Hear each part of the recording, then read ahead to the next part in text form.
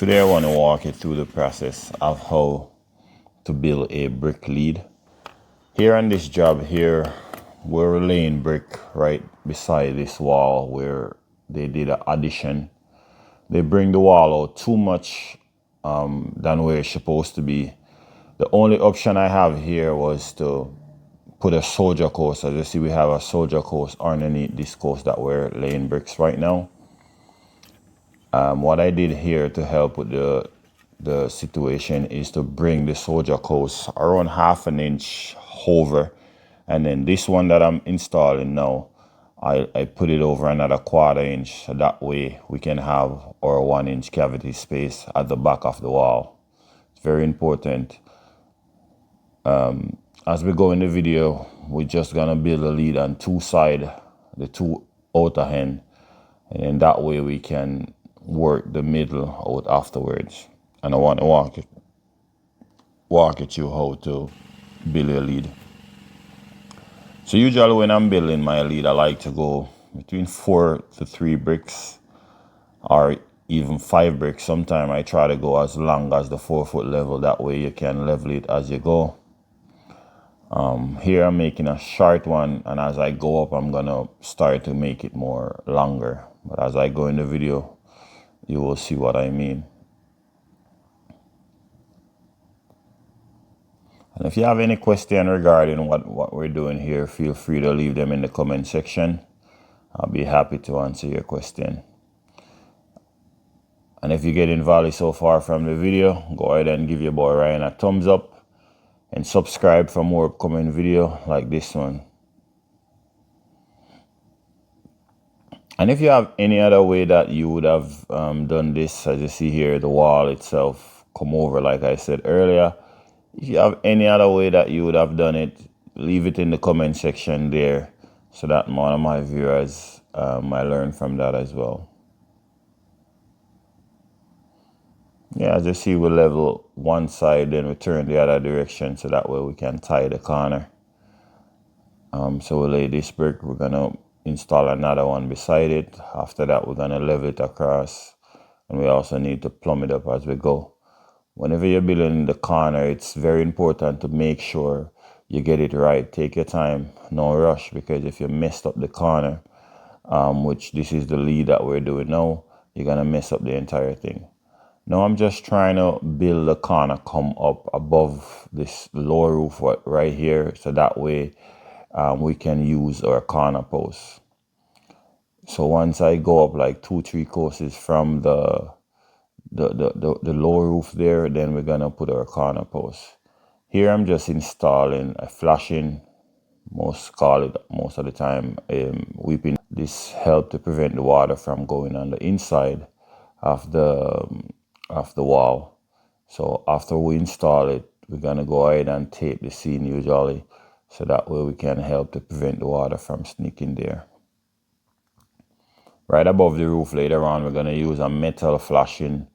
Usually we go between 6 to 8 inches above the lower point of the roof, just so that when the roofing guy comes, he can just lift up the metal flashing and come right underneath right underneath the flashing that we normally install there.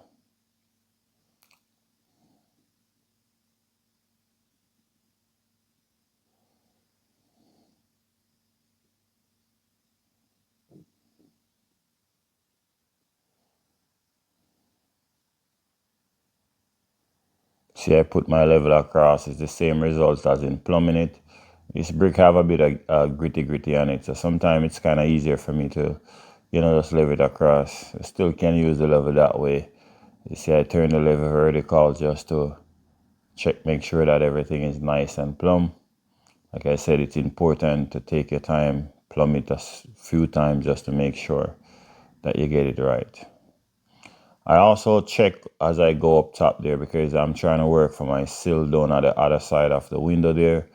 What I did, I measure from the bottom of the window, come right over to where I'm building the lead now, and I measure down so that way I know the size of the joint that I have to work in order to reach up to the bottom of the window.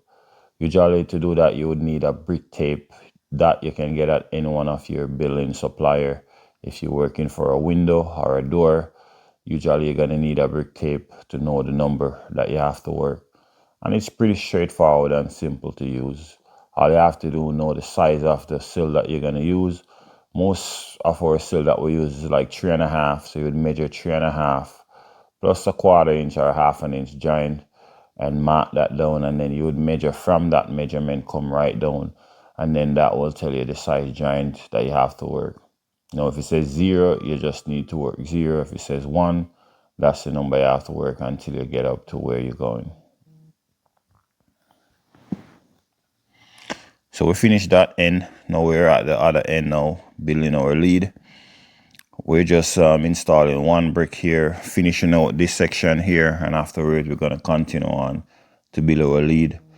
Once you finish build the lead right along, then we're going to bring up the middle section. As we go in the video, you will see.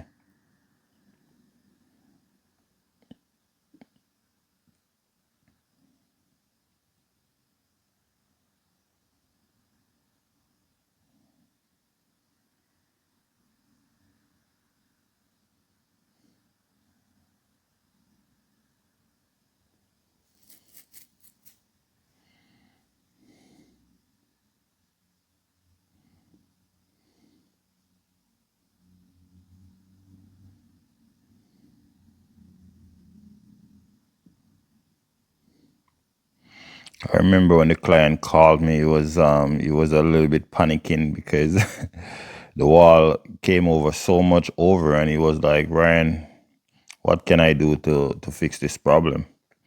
And by code, you're allowed to make a step over 1 inches by code. So where you say I step over down with the soldier there, I could have stepped over 1 inches by code, and I would be fine. On top of the soldier course, once you put a brick on top though, you want to make sure you have a lot of brick tie like you see I have here, just to help to tie it in.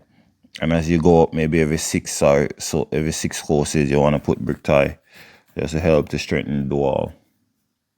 Right on top of the soldier course, I have a flashing, and as you see there, we have the weeping hole. So we open it up so that way if any water were to run in, the water will escape and come right through that hole that you see I have right beside me here. That hole we normally leave them every 3 brick.